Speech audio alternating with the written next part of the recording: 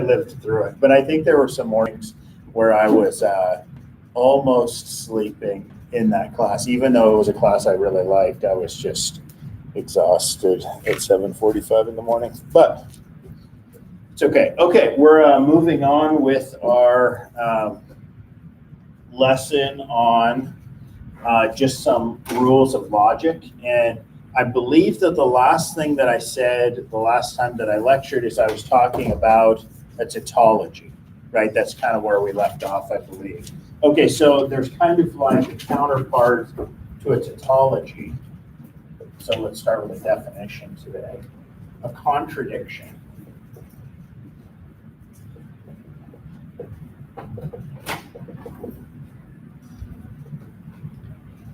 is a statement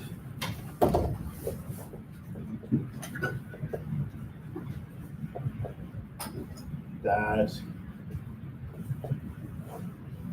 is false no matter what truth values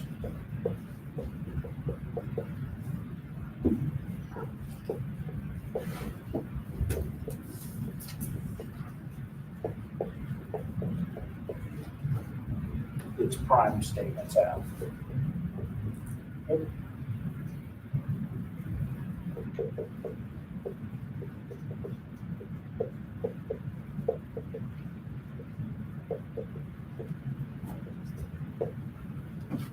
Okay, so in some sense, a contradiction is the opposite of a tautology. A tautology is something where if you made its truth table, you'd get all truths, right? A contradiction is something where if you made its truth table, you would get all falses. So it has to be false. Okay, let's do an example. Let's make a truth table.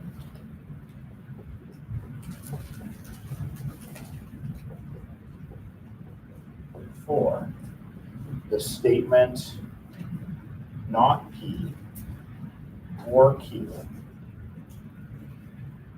and P and not Q. Okay. So let's do this truth table. So we just have P and Q. So now we've all done lots of these. So we have true, true, false, false, true, false, true, false. And then we have some different pieces we could do. We have not P or Q. We have P and not Q. And then we kind of can AND those together to get our final statement. Okay, so those are the steps that I'll break it into. So let's do this really quick. Not P, so I negate this, so I get a false or true. It's true. I get false or false. It's false. I get true or true is true.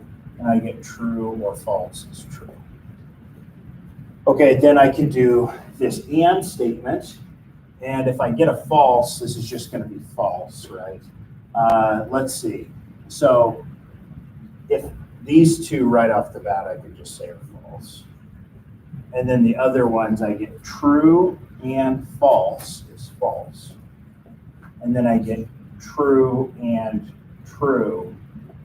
That one's true. Does that look good?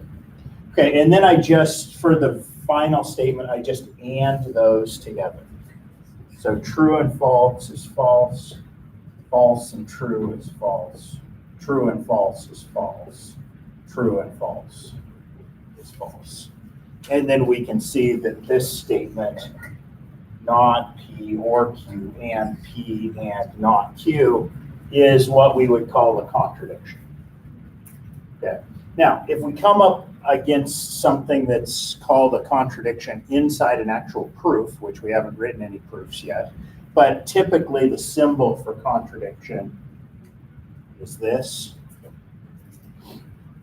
And I think I said last time that that's the symbol for two arrows butting heads, kind of pointing at each other. So that's for contradiction. Okay. Let's talk about Boolean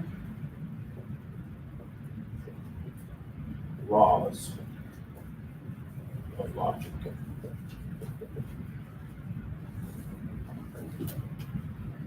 All right, so there's a bunch of them.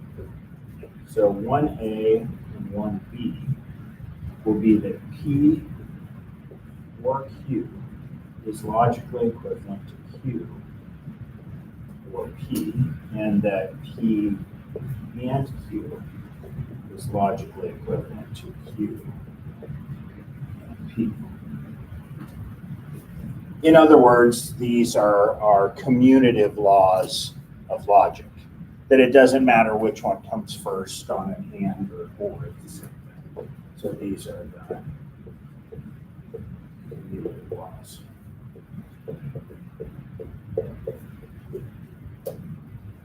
Okay. We also have the associative laws. So this is 2A, 2B. We have the P or Q or R is logically equivalent to P or Q or R. Also, P and Q and R is logically equivalent to P and Q and R. And those two make up our associative laws.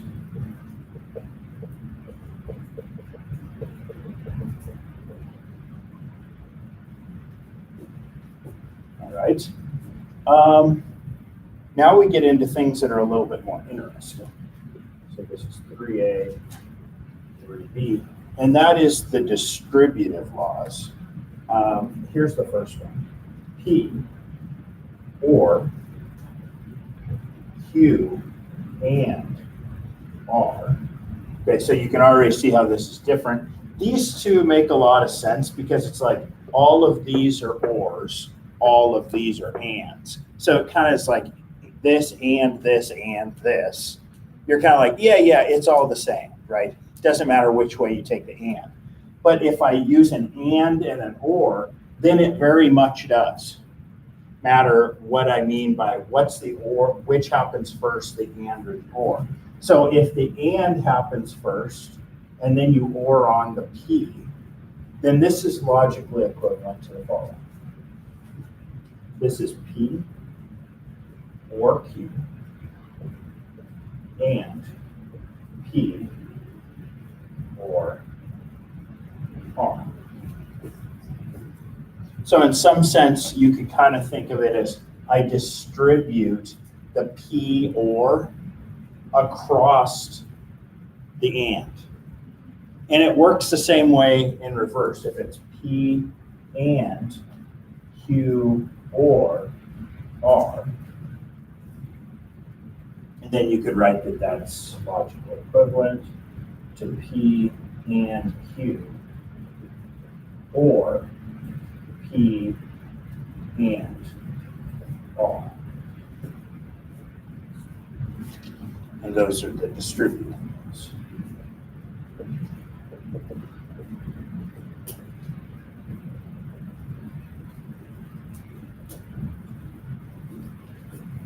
Okay, a few more. 4A, 4B. We have the P or contradiction is logically equivalent to P. Now, why is that? Basically, I'm saying P or something false is the same as P. In other words, the truth value of this thing will be the same as the truth value of P. And that makes sense because if P is true, then true or false is true. And if P is false, then false or false is false. Okay, the second one is that P and tautology is logically equivalent to P.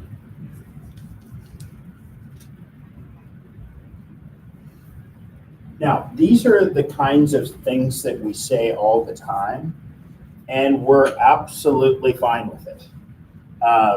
Basically, it's kind of like if I say something that everybody identifies as true, and then use the word and put something else onto it, then you associate all the truth on this thing.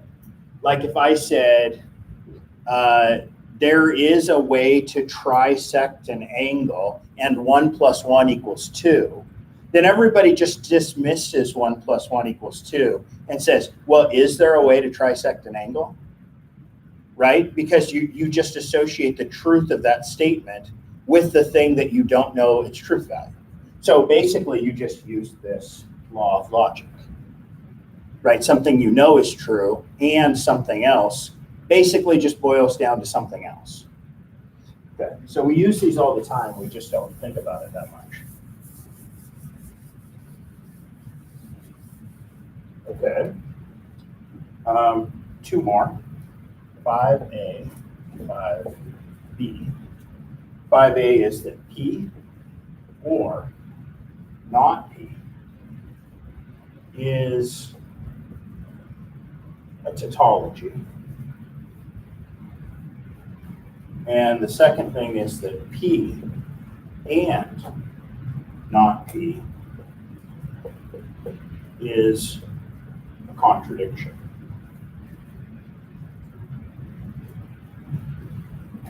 And this is something, again, that we use all the time, that P or not P.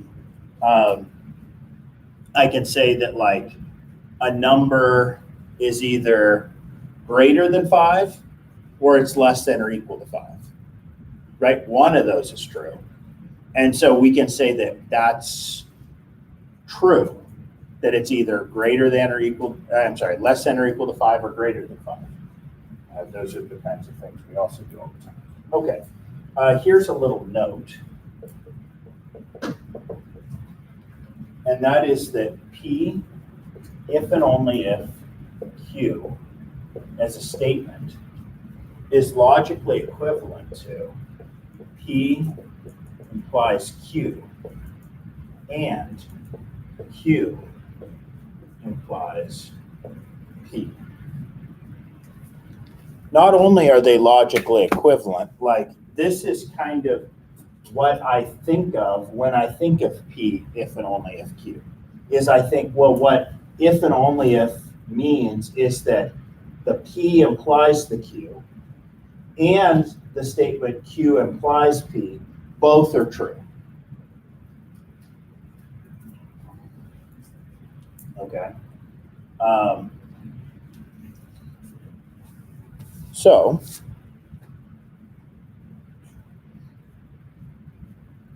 another definition.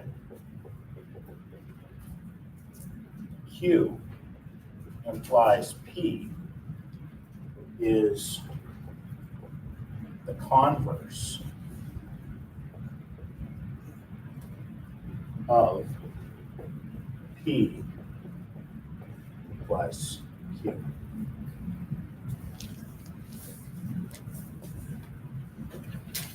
Okay, so this is pretty important actually, just language-wise. So anytime you're learning something new, you've got to know how to talk to other people, right? And that's kind of what we're learning partially in this lesson. And so we've come across these 2 words, and both of them, I would say, especially if you're a math major, they just need to be kind of second nature to you. And that is the concept of a converse, and then also the concept of the contrapositive. And they are not the same thing, okay? And they're easy to confuse with each other. So you need to make sure you understand this. So what I mean is if I have the statement, let's say P implies Q, then I have 2 other statements that are important to me. One of them would be that Q implies P. This is what I call the converse statement. And then I also have that not Q implies not P. And this is called the contrapositive.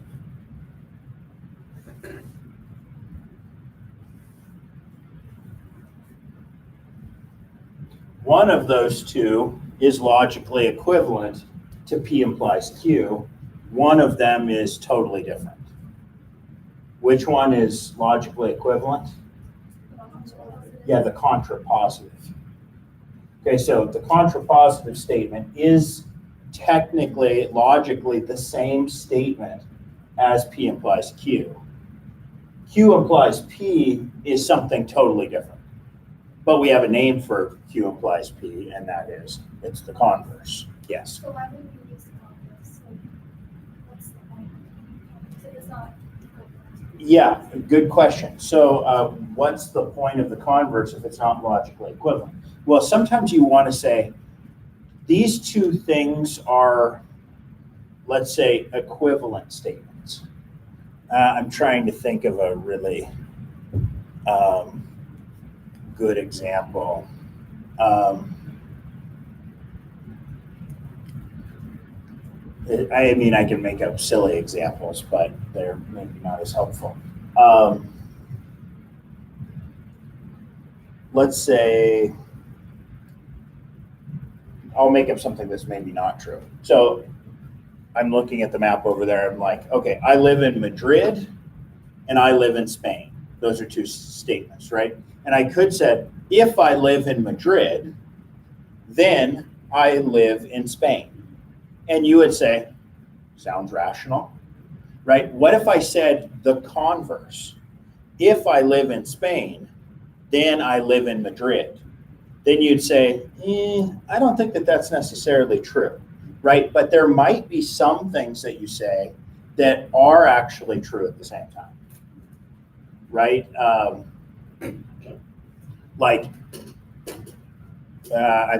don't know why I'm blanking on this. I have lots of math, silly things I could say, but yeah, if you had two things that are,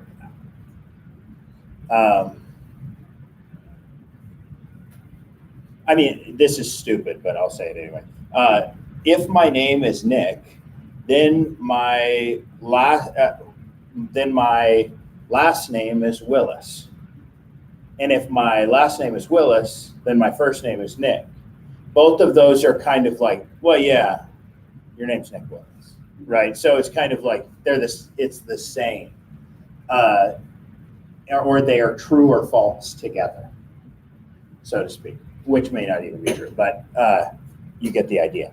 What will happen is there'll be certain proofs that we want to do, and we want to prove that the statement is true in both directions. That if P, then Q is true, and we'd like to show that if Q, then P is true. And in some sense, we're saying that those two statements are logically equivalent to each other. Does that make sense? Okay, so the converse comes up all the time, but it's not the same thing as the original statement. Yeah. Okay, another thing I'll just mention, because these are kind of mathy words that we use a lot, is you might go to like some talk someday by a mathematician, and they talk about necessary and sufficient conditions. Okay, and I don't want to really beat this very hard because I don't use that language a lot in this class, but I think it's at least worth saying. Let's say that we say P implies Q.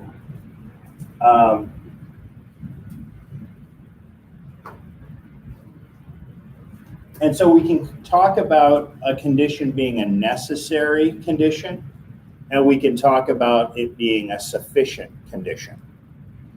So what does it mean for something to be a necessary or a sufficient condition? And a lot of times we talk about this in the case of an if and only if, that they're necessary and sufficient for each other. But it's important, like here's an example. I say, here's two different things, P and Q. You're a student in this class. You're a student at George Fox University. Which of those is a sufficient condition for the other? So if you know one, you know the other. Yeah. You're a student in this class. Yeah, so it's sufficient to say that you're a student in this class to know that you're a student at George Fox. Is it true the other way? Yeah, it's not sufficient to say that you're a student at George Fox to know that you're a student in this class. But is it necessary? So is it necessary that you're a student at George Fox in order for you to be a student in this class? Yes, it is.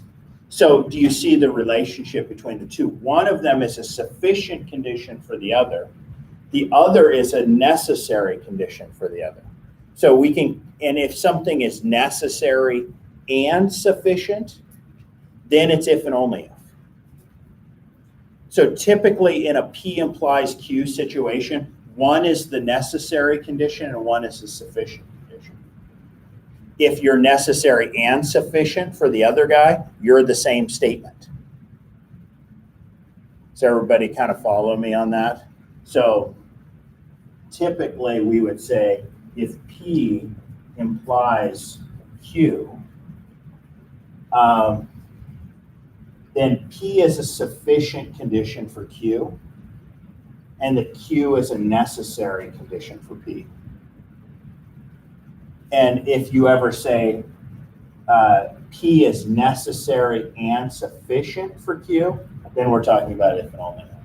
So this is just like language that mathematicians use, that at least I should share it with you, okay, before we move on. I won't use necessary and sufficient very much when I talk, but we should know what it means.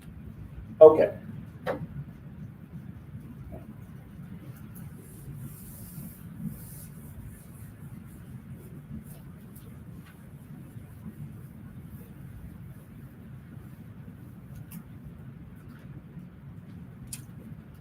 So, another definition. Any combination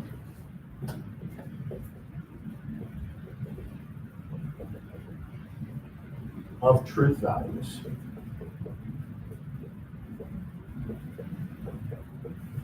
assigned to prime statements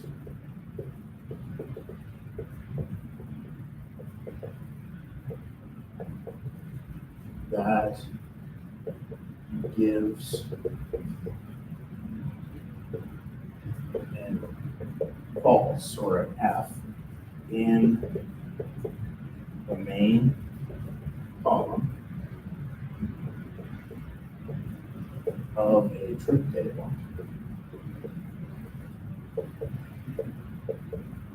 is a counterexample.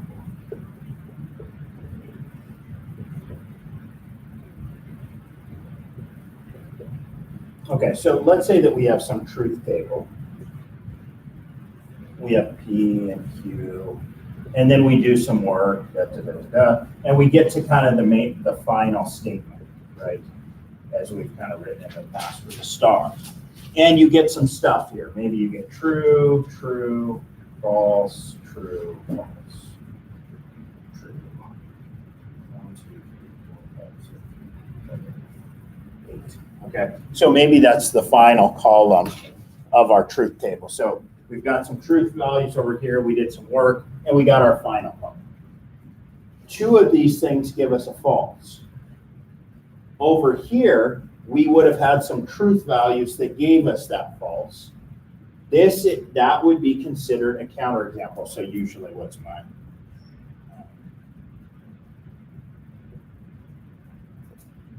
So maybe in this case, if P is true and Q, if P is false and Q is true, then my statement is false.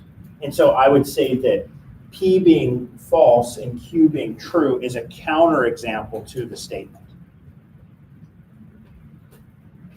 Does that make sense to everybody? Now, this makes more sense when we get into actual like mathematics and we say, what has to be the case for this statement to be, like here's a statement. Every number is an odd number. every number is an odd number. A counterexample to that statement would be something like, how about, well, 2 is even, right? So, and so you would say, oh, 2 is an even number, so that means it's not true that every number is an odd number. So we would say that that's a counterexample to my statement.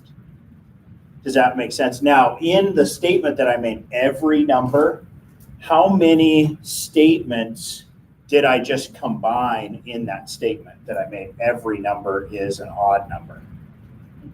Infinite, actually. So I didn't just have P and Q, 2 things. I had infinitely many statements all combined into one statement with the word every, right? We'll talk about that, how you can combine like lots and lots of statements into one statement with what are called quantifiers, but we're not there yet. Okay.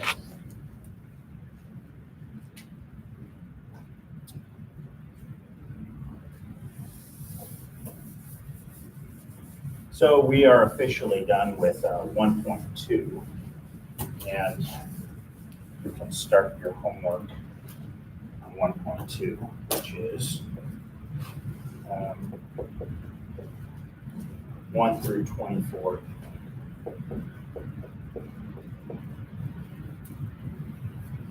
And an interesting question is, when is that due? Since we're having a lecture, we're not going to wait to present this, I don't think. So I'll just collect this on Tuesday. Okay, so 1 through 24 even will be collected Tuesday. Okay, 1.3. Rules of inference.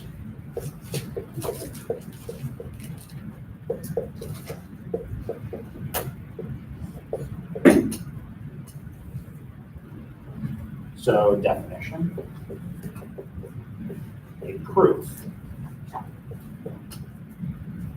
is a step-by-step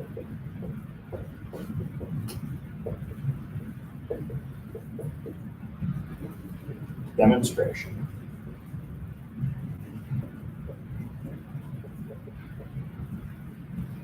that a statement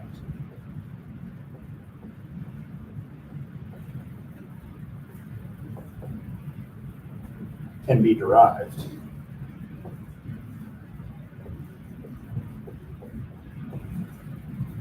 from a collection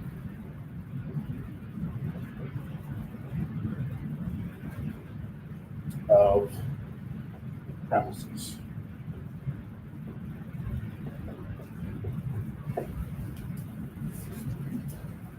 Okay, so this is getting us into what this course is all about, and that is not really logic per se, although we use logic all the time. This statement is about proofs. And so what's a proof? Well, the simplest way to say it is that it's some sort of step-by-step demonstration that a statement can be derived from a collection of premises, which kind of raises the question, well, what's a premise? Let's write that down too. So definition. A premise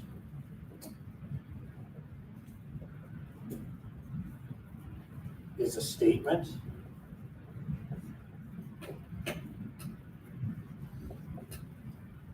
that is assumed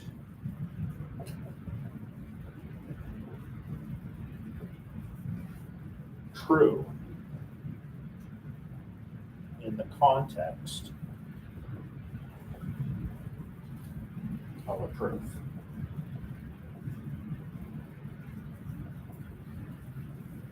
Okay, so a premise is something that we assume is true when we start trying to prove something.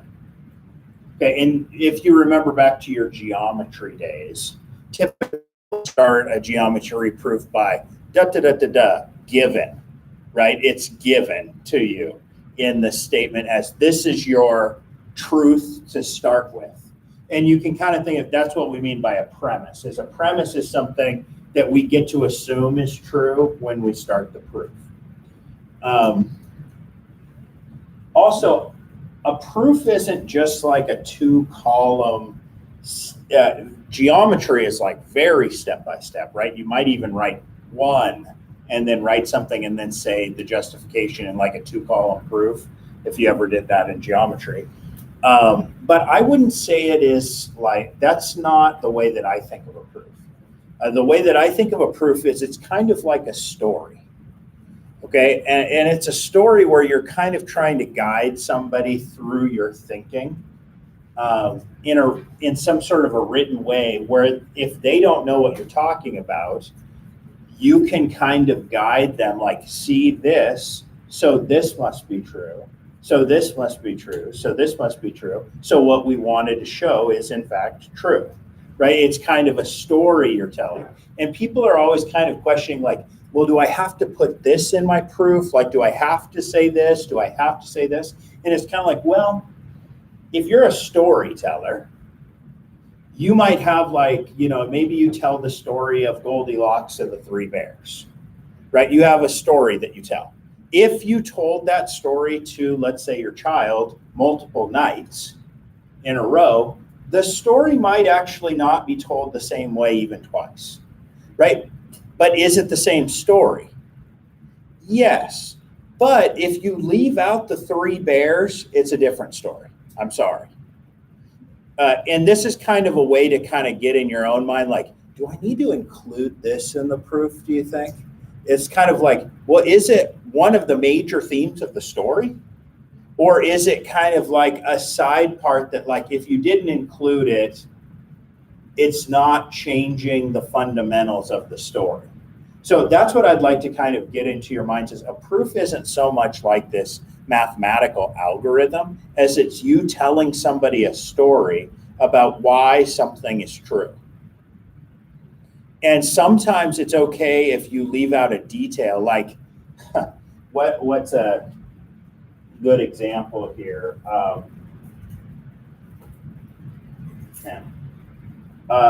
Like, I might do something really crazy. Let's see.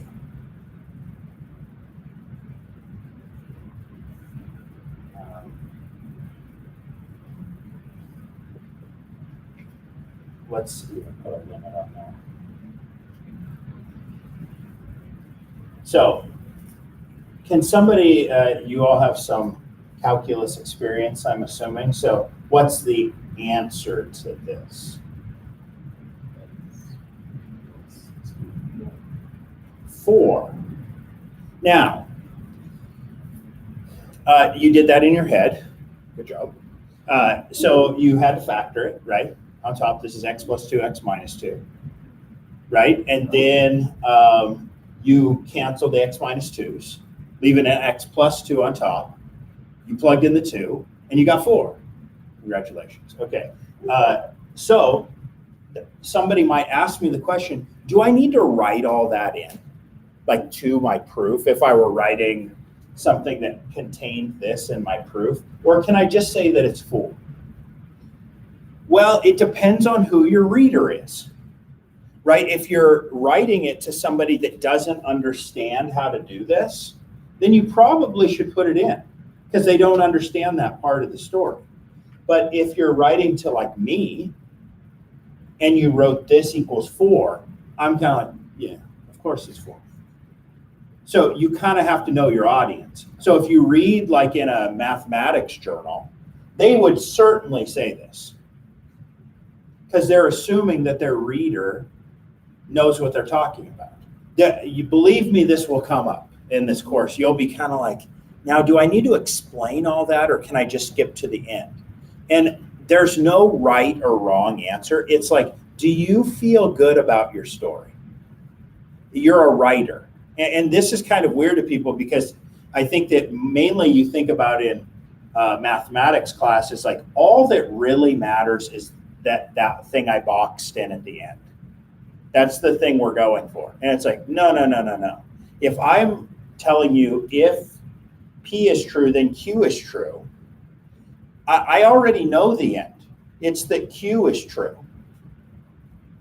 You need to tell me why. So actually the middle is the problem. And so it kind of changes the way you think about things. And then you start questioning yourself, like, well, maybe I'm not explaining this enough. Maybe I need to go through the steps of how I take a limit. And it's like, maybe you do. You just have to kind of figure out what is the story and what are the big parts of the story. Does that make sense? I don't want to beat this too hard, but it is kind of like more of an art form in some ways than it is like an algorithm. Is you have to decide what's the best way to present the information so that somebody can understand. And sometimes you might get a comment from me or something like, true, but what are you talking about? Because you want to skip like 20 steps. And it's kind of like, I missed the story, right? It's like you left out the bears, you just skipped to the end, happily ever after. It's like, true enough, but I don't know what happened in this story. So you got to kind of walk the line between those two. Okay, let's talk about our first rule of inference.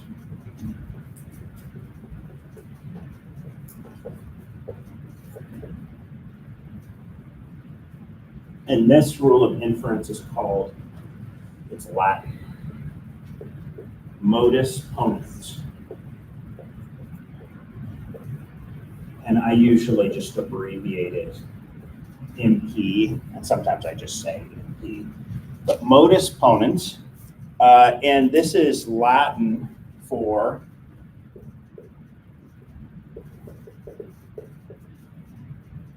the way that affirms by affirming.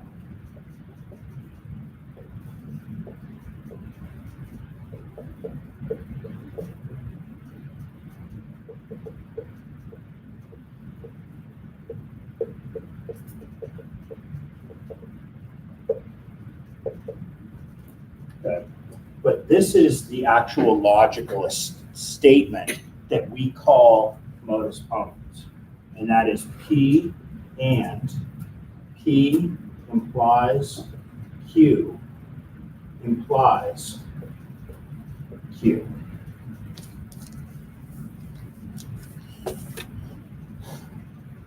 This is the logical statement that we call modus ponens. And if you think about it for a second, it actually makes a lot of sense. If I tell you P is true, and if P is true, then Q is true. I already told you P was true. And if P is true, Q is true, then you might conclude Q is true.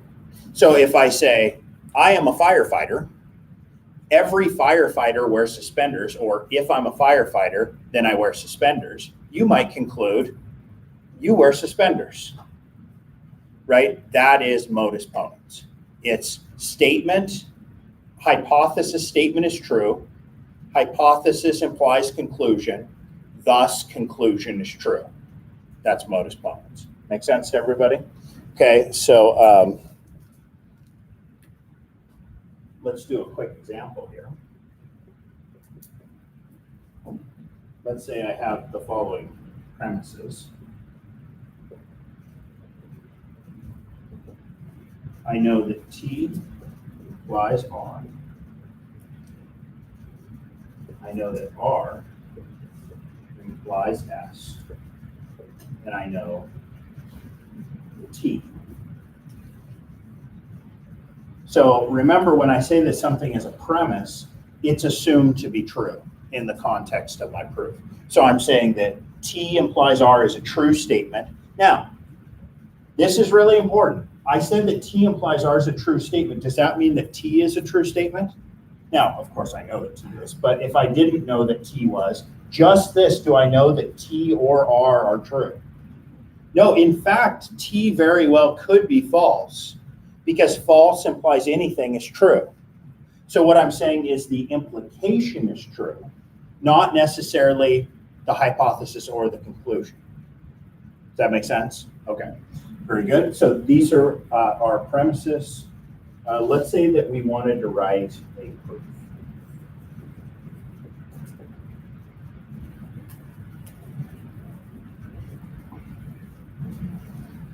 Okay, let's see. Sorry, I didn't say what I wanted to prove. S is true.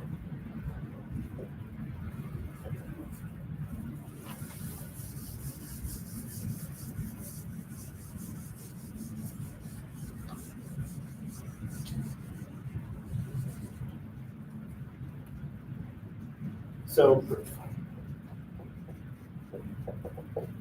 and it's okay to just kind of write it. Some people will make like a 2-column proof, and in some of these proofs, the book uses more of a 2-column proof, but we won't be using that in the future. So I don't see any reason to start that way. So the way that I would go about this is I would start by saying, we know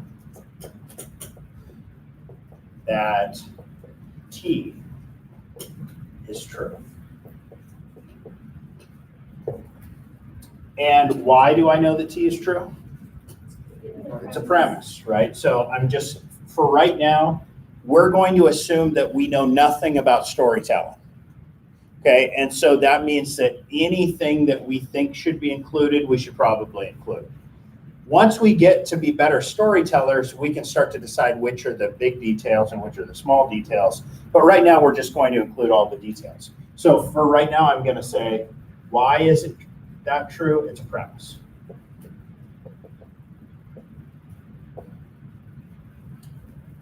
I also know that T implies R.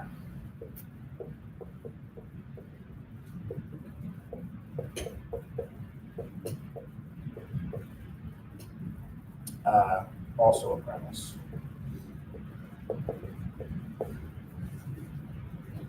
And now what could I say? I definitely could say that R implies S. That's not what I want to do yet, though. Just based on those two, what can I say? Yeah. You can say that R is true.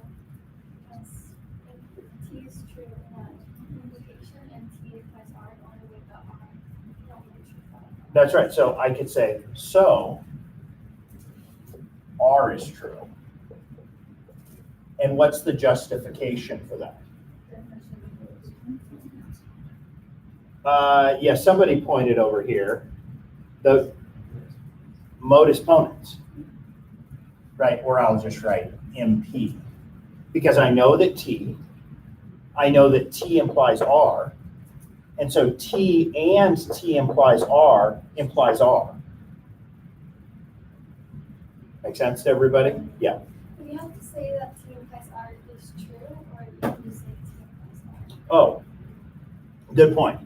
So it gets kind of over the top, always saying is true, is true, is true. So a lot of times I might even skip the we know that T is true. I would just say T is true. Or I'd even go so far as to say T, right? Just T. Why? It's a premise. T implies R. It's a premise. R, modus ponens. I could not get so fluffy with my language, but I'm actually doing it on purpose because I want you to be more comfortable writing words, not less. Okay, I think that good proofwriters use words. Bad proofwriters try to keep as many words out as possible. That's not necessarily a good thing. Remember, you're telling a story, and you actually want the person reading the story to understand it, right? If that's your goal, using words can be helpful. Okay, so R is true. Now what should I say? Yeah, we know that R implies S. We know that R implies S because it's a premise. So now what could I write? Yeah, S is true, but that's kind of a big deal, right? Because that's actually what I was trying to show. I have kind of a symbol that in math we use a lot if we're saying, this is kind of a big deal. And it's just like a little 3 dots in a triangle. Yeah, that just means therefore. But don't just go around throwing around therefores with this symbol. It's kind of like, save it for a special occasion.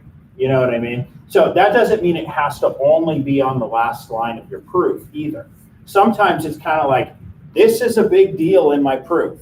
It's a way of kind of helping people to recognize that like, this is kind of one of the big parts of the story.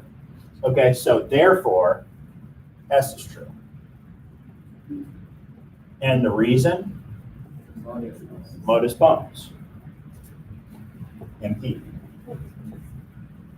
And then I'm done because I wanted to show that S is true. And I finished by saying that S is true. Usually you also want to tell somebody, that's it. Like that's the whole proof, I'm done. And so there's different ways that you can write that as a proof writer. I'll give you a few and you can pick your favorites, okay? The one that I use now the most is I just do like a double slash at the end.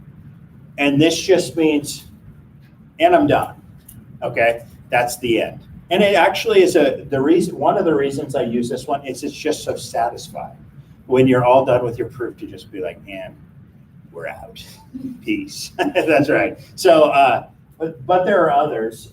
This is the more, if you're wanting to be the most formal, the most formal thing you could say is QED, which is, it's Latin. I probably should look up my Latin someday to remind myself what this is Latin for. But basically it's like, and which is what we wanted kind of thing, which is what we are looking for.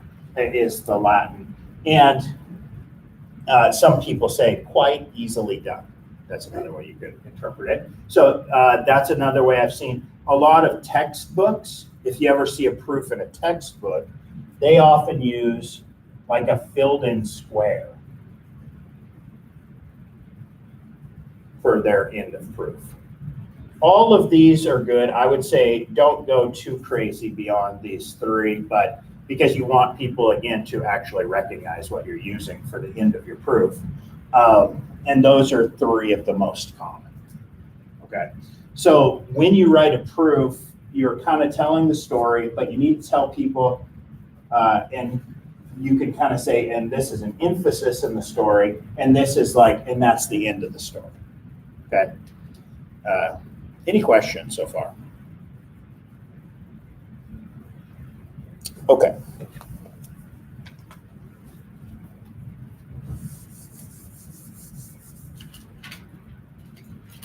Let's do another example.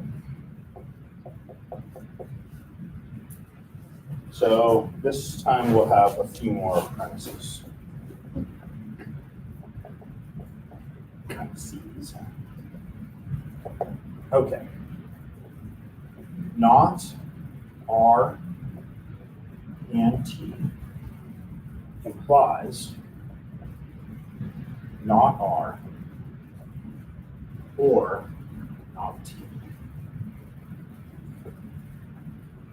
Not R and T. Not R. Not R or not T implies not R implies T. Prove T. That's what we want to do. So we've got 1, 2, 3, 4 premises, and we want to prove that T is true. Yes? Isn't the top line kind of redundant because that's one of our useful topologies? It is. And when you're making these little like symbolic logic games, sometimes things come up in it and you're kind of like, oh, I already actually know that. But it's like, that's okay. We're just playing around to kind of play with the logic of the proof. But yes, you are right. This is one of the things that we know. And what you could say is like, oh, we don't even need this because it's like in the known information. We'll talk more about this also, is like, there's like the set of all known truth, and then there's the thing you're talking about. So how do you interact with like the set of all known truth? And what you're kind of saying right now is like, this is already in the set of all known truth. So do we really need it in the premises? And it's like, no, we don't, but it's going to be helpful for this problem. Make sense? So you're absolutely right though. Okay, so what if we wanted to prove T is true? How might we go about it?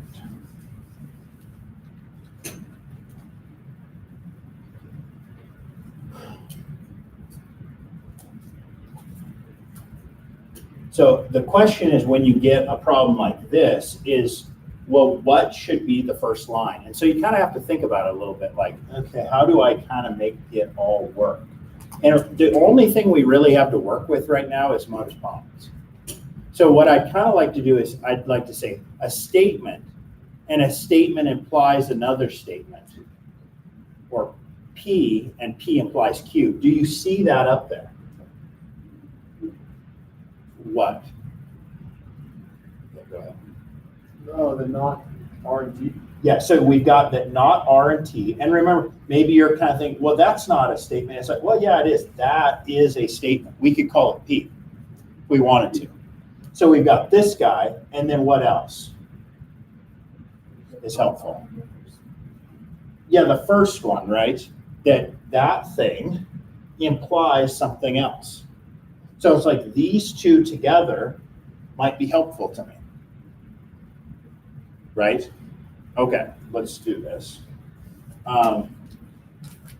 So proof. We know that it's not the case that R and T, because it's a premise. And we also know that this thing's true, right? We know that not R and T implies not R or not T. It's a premise in this case. What do we also call this? Well, we say implies. Anyway, I'll just say it's premise. Okay, so now what can I say?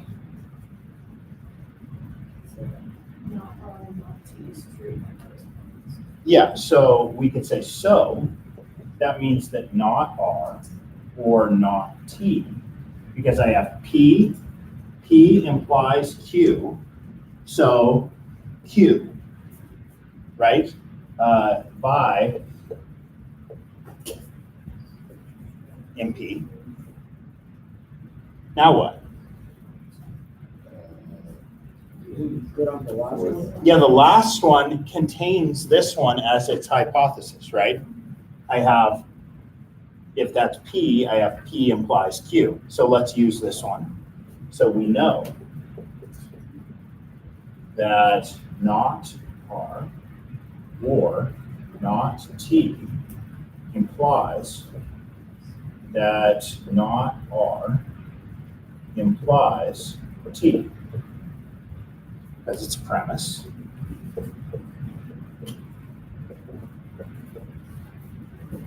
So what can be my next one? Not R implies T. Yeah, not R, so not R implies T. Why? Modus ponens.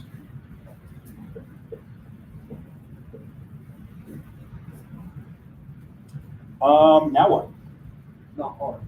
Yeah, not R is true, right? Because it's a premise. We know that not R is true because it's a premise. And so I have that not R is true and not R implies T. So combining those, I can say, therefore, T is true by correspondence. And that's what I wanted to show. I wanted to show that T is true, so I'm done. And so I can finish my proof. Yes, sir. So you know when you were talking about the car salesman? Yes. That if the left side was true and if the other side could be false? Yep. So it doesn't, just because the left side is true, not completely imply that the right side is true? Okay, so on which statement in particular? So let's just say that the not are implies T. The not are, yeah, so right here, you're saying just because this is true doesn't mean that either one of these are necessarily true. Well, no, we know that not are is true, but That's on right. the car salesman, remember if it was true false, it was false. Correct. So doesn't that mean that we don't know for sure it's true that the T is true? Okay, it's a great question. So we do, but let's think it through for just a second. So if I tell you that this statement is true, what's the one thing that you know it's not? Oh, okay, I got it. The one thing you know it's not is this is true and this is false. That's the only thing you really know, right? But then I tell you an additional piece of information.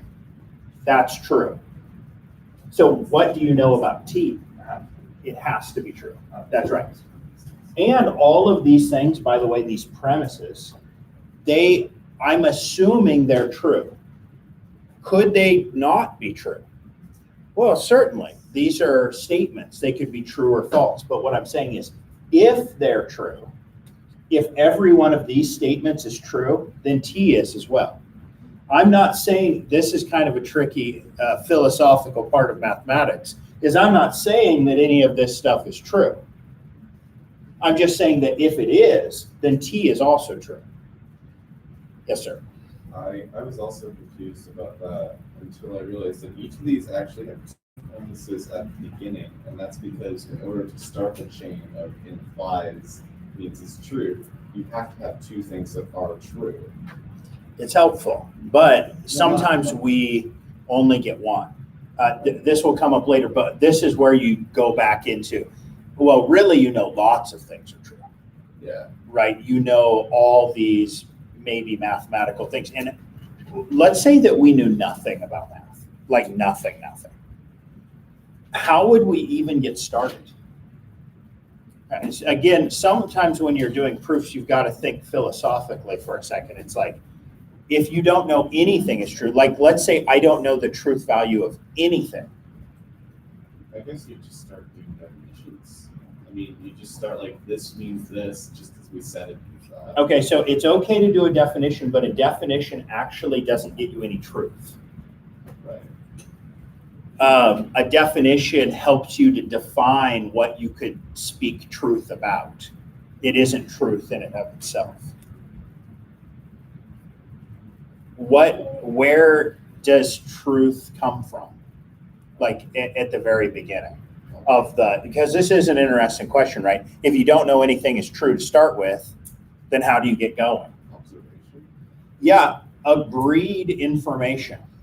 So in mathematics, there are things called theorems, and theorems are things that we prove. And we prove them based on all the other stuff we know. Well, it's like, well, where did all the other stuff come from? Well, maybe we proved it from all the other stuff we knew. And you could keep going like that, right? Until eventually you get to like the foundation. And the foundation are things that like, we can't prove them, but they're true. But what if somebody said, I don't believe it. It's not true, I'm sorry. Well, then all of that math is wrong. Okay, good example. Go back to geometry. I don't necessarily expect you to remember this from geometry, but it's a good one. And that is,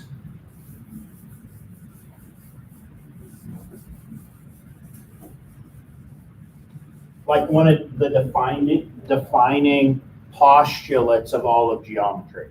And that is that if you have one line and you have a point that's not on the line, then there is exactly one line that goes through that point that is parallel to this line. In other words, that doesn't intersect it.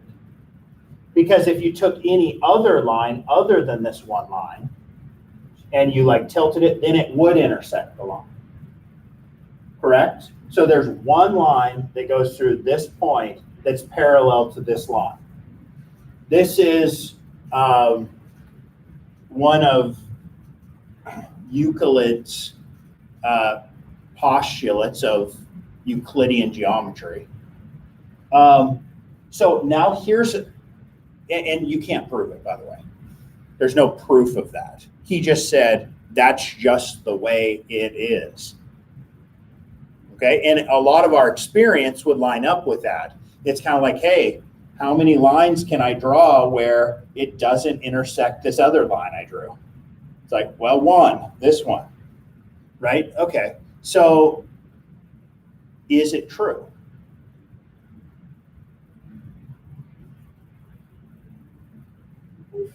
I mean, if it is true, can you prove it's true?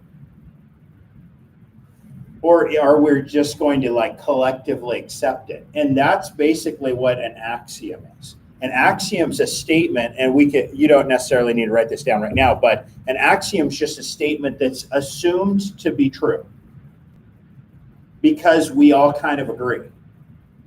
Now, yeah, did you have a Well, I question? was just going to say that in math, you have to be 100% certain that you could like start doing, oh, this is an example of how it's true. Like, look, I'm drawing this line, and then I draw this line. Oh, look, it intersects all the way over here because it's slightly slanted. But math's like, no. You have to be sure that every single possible line you can draw is not working except one. Yeah, and so what I would say to this one is like, okay, so you say that this is true. Well, okay, then I'll draw another line. And does this one intersect this one? No, but you'll say, look, you jerk, that's not a line. It's like, why? What's a line? Now we're getting into definitions. And I say, so what is a line? And what is a line? I mean, you guys are taking a lot of math, right? Like, what's a line? Somebody give me a definition of a line. Okay, that's an equation for a line in the XY plane, but what is fundamentally a line? A series of points with no widths that span forever in one direction and the other. Okay, that's an interesting, so it's a bunch of points. Yeah, But not more than a bunch of points. Well, okay, so maybe we need to dial it in a little bit better. You can, for any given space, there are an infinite amount of points in between on that. Okay. So-called line. Yeah, on the line, I don't know what a line is. Okay.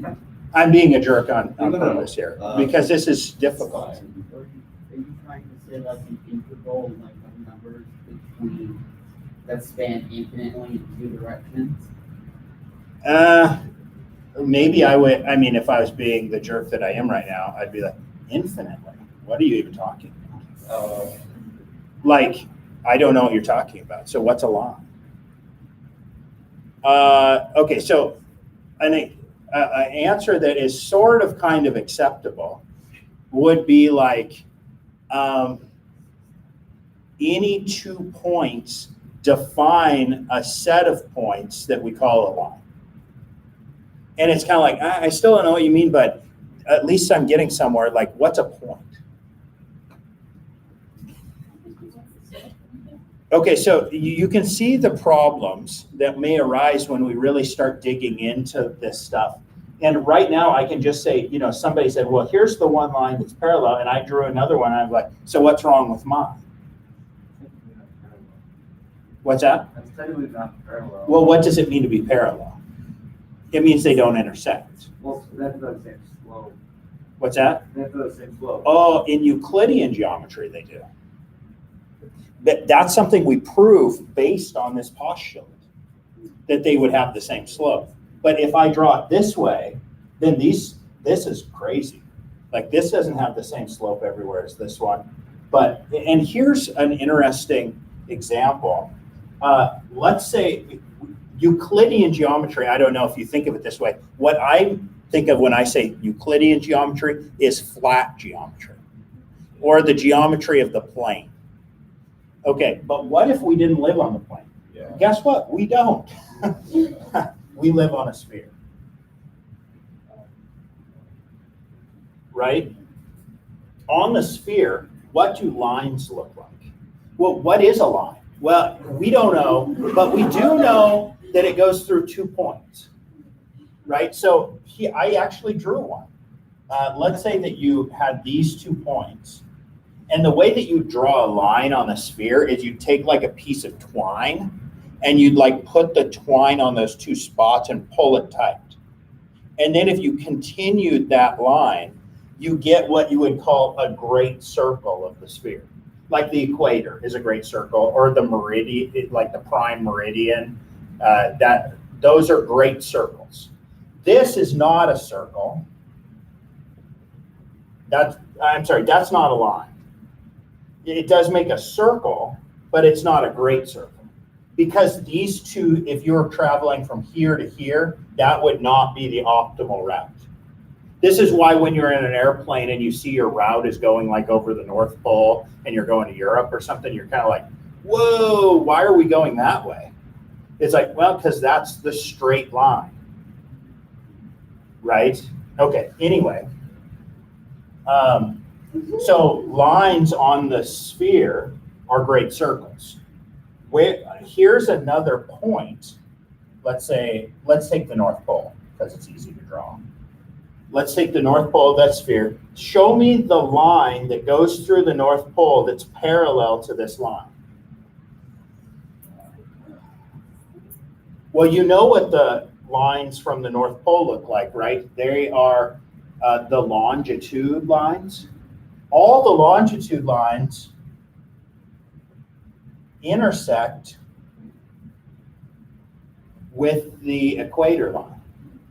So there are no parallel lines on the sphere. There's no such thing as parallel lines. So if we're being very, very like truthful about the reality of lines in our world, of which is the sphere, there's no such thing as parallel lines. Yes, sir. Since we're in like free space, could you just like go off the sphere and then it technically wouldn't intersect, so doesn't that mean it's parallel according to the... Yes. So what you're saying is like, well, I don't want my lines to be on the sphere. I want them to be in like 3 space. And then I'd say, okay, then how do you get from like a city to another city? Go through the middle of the earth? Like, I'm just saying like practically, that isn't useful in that case.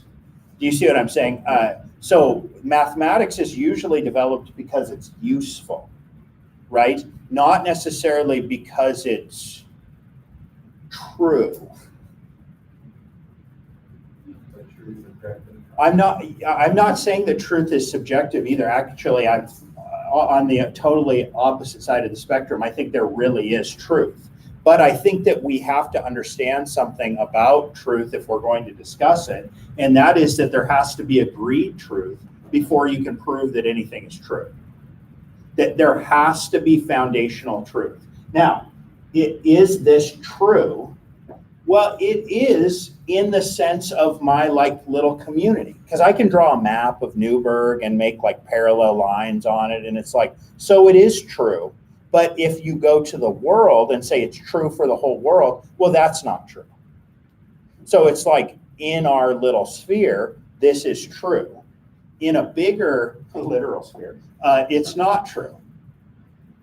And you could actually make universes in which there are lots of parallel lines. It just depends on how you define your world. But this is the big turning point for most of geometry, is if you accept that if there's one point that's not on a line, there's only one parallel line, that defines Euclidean geometry.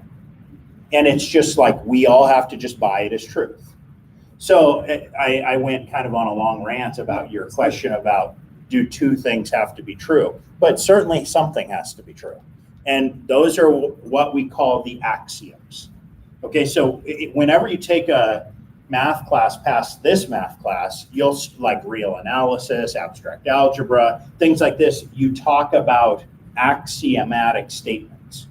Like one of the axioms of the real numbers is that if you have 2 points x and y that are real numbers, then x is less than y, x is equal to y, or x is greater than y. Prove it. Why is that necessarily true? It's like, because it is, you idiot. Like, just look at reality, right? It's like, of course it's true. It's self-evidently true. But you can't prove it. Does that make sense? So you can't prove everything. There have to be some things that you start out by saying, given that these things are true, now we can do things. And as soon as you define the like foundational truth of your paradigm, then you can start building. I'll just tell you now, I'll go off on a like just that much political tangent. And that is that unfortunately in our world today, this is not how logic works anymore. What we do is we define the thing way up here that we want to be true, and then we figure out what the foundation needs to be for it to be that. It's not the other way around. It needs to be what's true foundationally, and then let's build up to actual truth. Instead, we say, these are the things we want to be true, and now we need to like break up the foundation and repiece it to make it so that that can be true. Not a good strategy in general. You need to start with foundational elements and build up. So anyway, that's my little rant on truth for today. I think we're out of time. So, but you do have a homework assignment, section 1.2. That will be due on Tuesday. And then we'll just keep on going on Tuesday. And then your presentations are due on Thursday. Yes, sir. So there's gotta be times when people are like, well, I mean, like, I know famous scientists, like, there are like axioms that have been laid out, and they're like, but what if that wasn't true? Definitely. And people ask the same thing about Euclid. It's like, what if Euclid's postulates are not always true? And then you can build whole other geometric systems based on tweaking one axiom. So there are other mathematics that you can do in other, like sometimes I like to ask the question, if an alien race had a geometry, what would it look like? We may not know, but we could figure out all the possibilities of geometry and then just say it has to be one of those. So there are some things that you just cannot change about geometry, and it doesn't matter what world or system you live in. Some things have to be the same. And that's what we do in like algebra, the class abstract algebra. It's about not what is our algebra, the algebra of the real numbers like, what are all algebras like? Like anyway, I could go on. It's a good time to stop. Sorry, Professor. Yeah. So